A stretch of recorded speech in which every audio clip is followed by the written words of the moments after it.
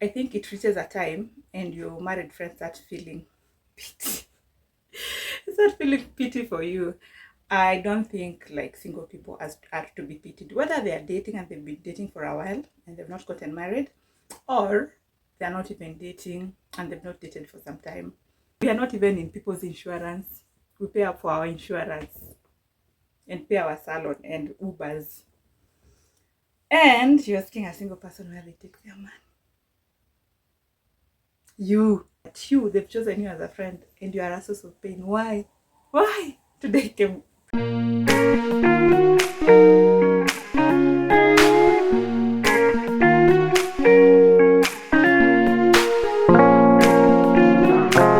Hi everyone, welcome back to my channel. If you're new here, karibu sana. This is a channel where we talk about everything positivity, do everything creativity as exalt Christ. Happy Valentine's, happy Galentines for those who are single.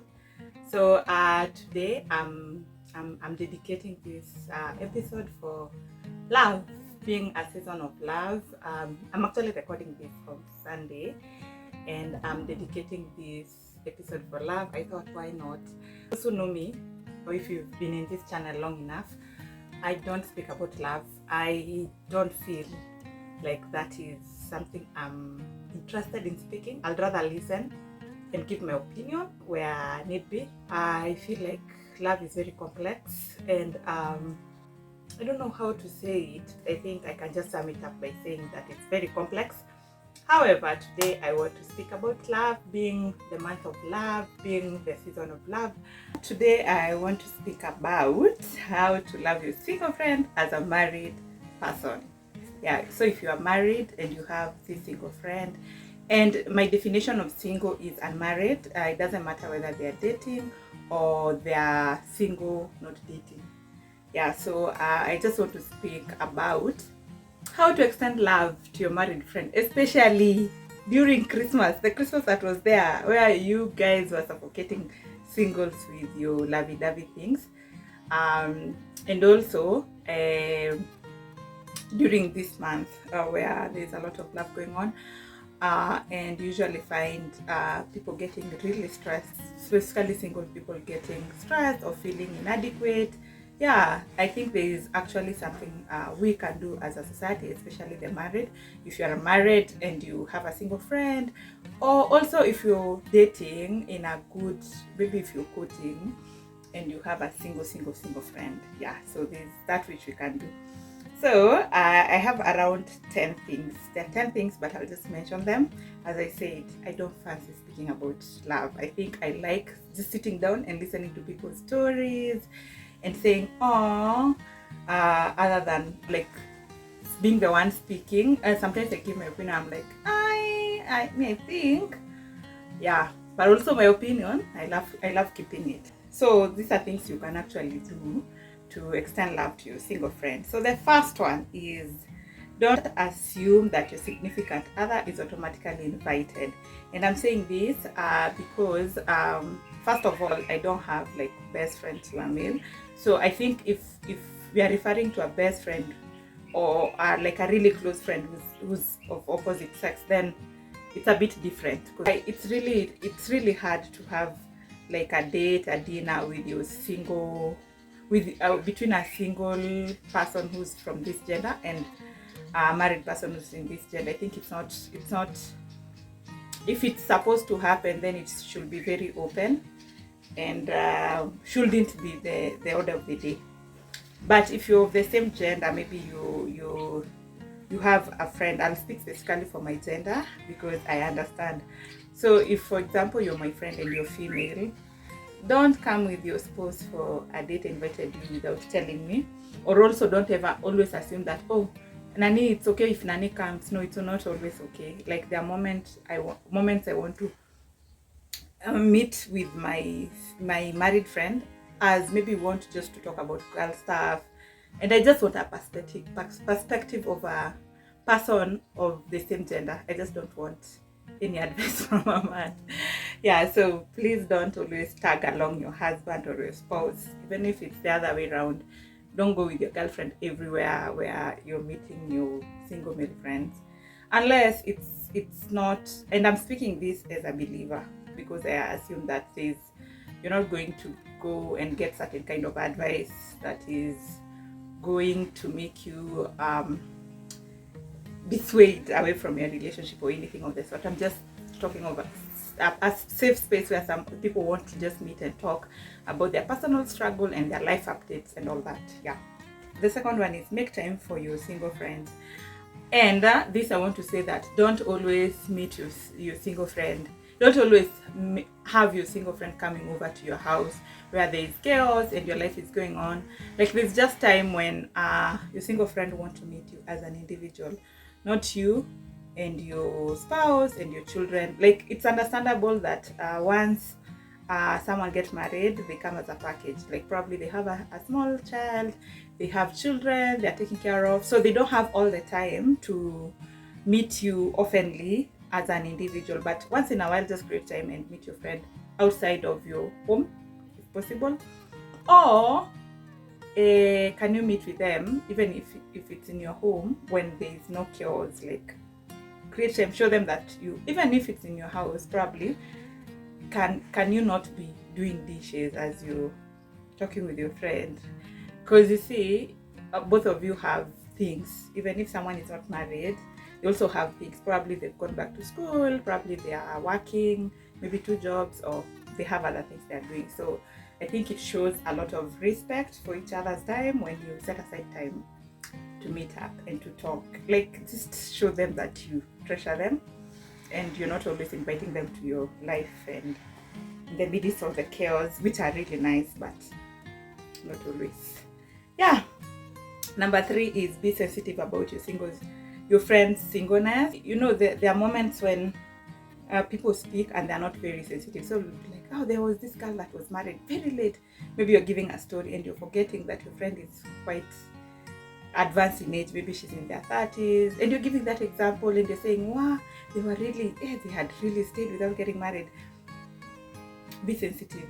Just realize that that's the reality of your friend's story, and don't refer to that way. The same way they wouldn't say maybe something like, maybe you're married really young and maybe they have an opinion about that and they're like, hey, they were married really young, probably this is why this is happening to them, and that's your story as a married person.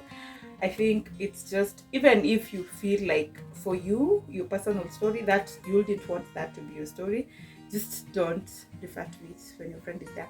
Or even keep telling them it's because you're single, it's because you're now 30 and you're not married. Don't, like, be sensitive. Yeah. Yes.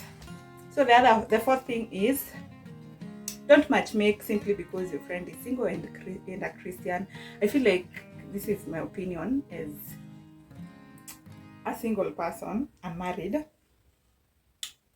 I think it reaches a time and your married friends start feeling pity. Start feeling pity for you. I don't think like single people are to be pitied, whether they are dating and they've been dating for a while and they've not gotten married, or they're not even dating and they've not dated for some time. They're not to be pitied. So you find that if you're that kind, especially if you've not been dating for some time, friends feel like they need to help you settle down faster, and some take it upon themselves to matchmake. Don't matchmake without asking. And even sometimes I feel like, unless someone wants to be matchmaked, and in that I think there are other people who love being matchmaked. There are some people who are like, who is that friend of you, cute Christian friend of yours? Yeah, there are some who love that, but from where I'm seated, I don't know. I don't like matchmaking. I really don't. Yeah, so don't do it without someone's permission. Don't set up people. Yeah, you're not God. Number 5. Number 5. Don't ask your single friend for detailed update about their relationship and do not be honest about your marriage. I don't know, there are those friends who usually want updates. And I'm not saying this because I have such, but I'm just saying I know of friends who want updates about your life and you know nothing about theirs. Yeah, and after they've received that message, you feel like, I don't know what we used to call it, but it's like you're dumping to them, and then you don't hear anything about them. if you're gonna ask me hard questions about my relationship, better tell me about your marriage. But also, I think also in friendships vary. So there are people who are okay telling certain friends certain things. Like for example, there are people who are okay asking for money from certain friends. Then they're not okay doing the same with certain friends. Probably some people are okay talking about relationship with certain friends. Then they're not okay talking about relationship or with details with certain friends. So don't ask for too much if you're not willing to give too much. And I feel like vulnerability creates trust. So if you're vulnerable enough, it will be easy for the other person to reciprocate. So if you're not vulnerable, you have no business expecting the other person to be vulnerable, and you're not vulnerable, because they will not trust you. Yeah. So number 6 is being single does not mean lack of knowledge. Don't fail to ask your friend who's single about other things. Like your single friend could know about finances, they could know about family, even family dynamics. They could be very good with family dynamics, and probably you need to handle some. It could be even your mother-in-law, but you see that is a family dynamic. You don't know what to do with her. It's not necessarily that the solution to your relationship with your mother-in-law is a married people thing. It could be probably family dynamics thing or forgiveness thing. So I feel like you can actually ask single friends about things. Like there's so much advice you can get from them. Sometimes even marriage advice, but I know there are those who don't get marriage advice from single people, and it's fine. Again, it's all about vulnerability and trust. Yeah, you can't trust me about, probably you might not trust me about something I've not handled before. But also, God give people wisdom, and they might have certain wisdom. Yeah, but I'm not asking of anyone to ask for marriage advice from their single friend. However, there's just so much. There's about money management, finances, and so much that they could even be, you could have children and they're struggling maybe in school or with certain thing, and they're like nutritionists. They could be like teachers. So there's so much you can ask from your single friends, apart from when they're getting married. Yeah. So number 6 is don't talk badly about your single friend exes, no matter how bad you think they were. The same way, no one is talking badly about your husband, even if probably they don't like them. Not always the case, but sometimes you might not really think they're the best. Just mind your business. Don't talk badly about them, unless when they're in a relationship and you want to offer your advice, your 2 cents as a good friend, and there's what do we call it, a safe space for that, but also with respect and with dignity. Simply because someone is single doesn't mean that they lack discernment and judgment. They do have. So yes, so it's just good to give advice with still respect. So but even about the other one that they had that didn't work out, just keep quiet about it. Then number 7 is don't tell your friend to be content every time they tell you they're trusting God to settle down. I think as a believer, the first thing is to be content. Being content as you wait for marriage is such a big thing, and it's really important. Probably if you're married and your friend is single, they've probably lived more of their life single than you. So all that time they've been content. So yeah, of course they need to be content. But if that's the only thing that comes out of your mouth when they say so, then can you just stop? Can you just stop? Some also tell people Jesus is all you need. Yes, this is all we need in our life. Why are you married? Why do you need a man? Why do you need a man? So yeah, I feel like over spiritualizing things. I feel bad that I'm saying that, but I feel like you can give someone practical advice. That not like spiritual advice is not advice. Contentment is one thing, but also even as you content, you can still be contented and dating, contented and married, because contentment is permanent. Whether we are children, whether we are married, whether we are old, we need to be content. So it's not the solution to singleness. It's not the opposite of marriage. Yes, it's not the opposite of marriage.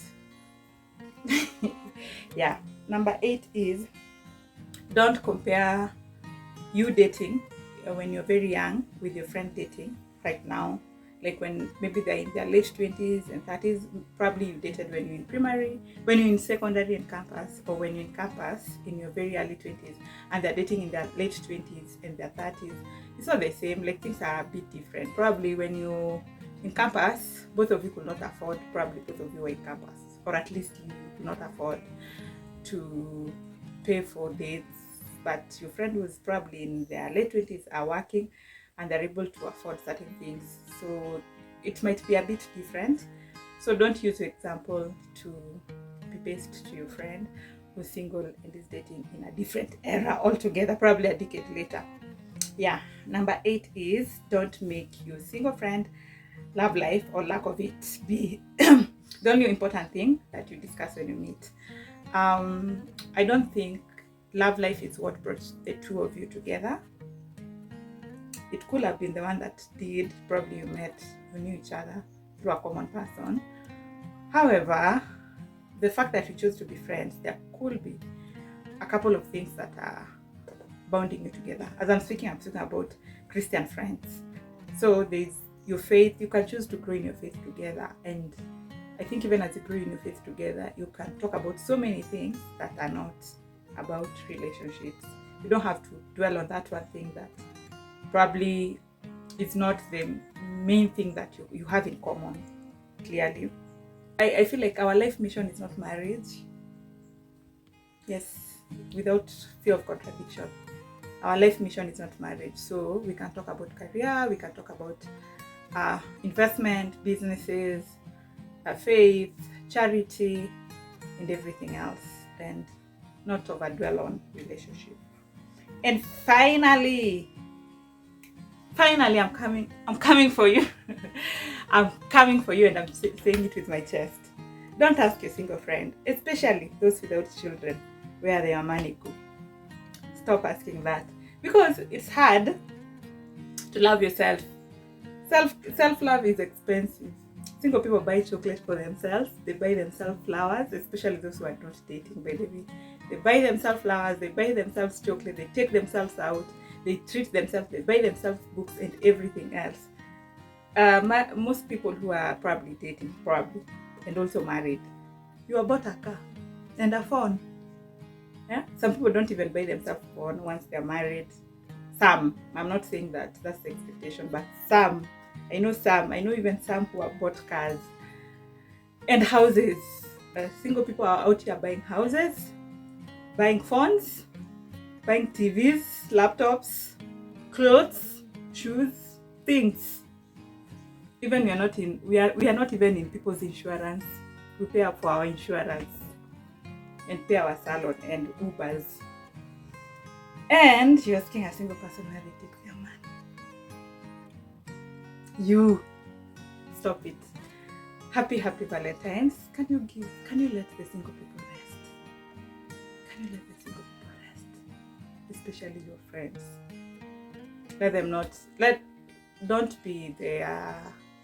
Don't be the greatest source of pain to your single friend. At least be the place where they come back and tell you how at work they were probably treated like this because they're single, or at home they keep their parents keep telling them to get married, but they've chosen you as a friend and you are a source of pain. Why today came with violence? But it's for the good. Let's be more graceful. Happy Valentine's. If you're married, if you're dating, I pray that you will enjoy it. And love is a beautiful thing from God. I love love. Happy Valentine's. Happy Galentines. Let's love ourselves. Let's show others love. See you. You know that, baby, you deserving the best. Yeah. Go take a look up in the mirror. You gotta see a little clearer. Who's that woman looking right back?